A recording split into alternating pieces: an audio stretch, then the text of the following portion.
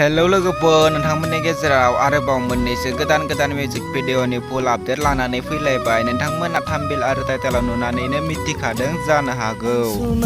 आंनि खाथियाव दान्दिसे गोसो गोरबोनि जोंब्लावनाय अरखौ दैमुनि निजोरा जाना सुदेम मोनहोफै। नोंथांमोना दासिमबो नैबे गोदान मिउजिक भिडिअखौ फुल नायाखै, अब्ला नोंथांमोना नैबे आंनि भिडिअनि गेजेरजों नायनानै लादो। लोगोफोर, नैबे भिडिअनि मिउजिकनि आपडेटनि टाइटेलानो जादों सनाखौ लोगो हमना। नोंथांमोना दासिमबो नैबे गोदान मिउजिक भिडिअखौ फुल नायाखै, अब्ला नोंथांमोना नैबे आंनि भिडिअनि गेजेरजों नायनानै लादो। बेखायनो नोंथांमोना नैबे भिडिअखौ जोबजासिम नायनो नांगोन। नैबे भिडिअनि कास्टिंआनो जादों पेटारसन एन्ड बिसम्बि। लोगोफोर, बिथांमोना नैबे भिडिअखौ अलरेडि फुल आपल'ड खालामनानै होखाबाय आरो नैबे भिडिअनि मेथाइखौ रोजाबदों तुरुन आरो सुलिका।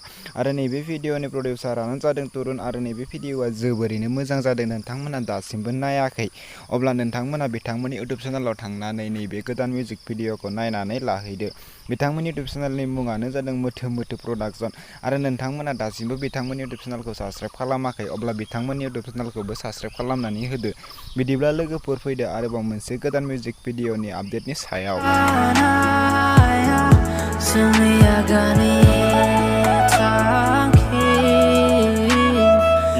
आरोबाव मोनसे गोदान मिउजिक भिडिअनि आपडेटनि टाइटेलानो जादों रेहाल फिल्म प्रडाक्सन इउटुब चेनेलनिफ्राय बिथांमोननि मोनसे गोदान मिउजिक भिडिअ लैथोनि।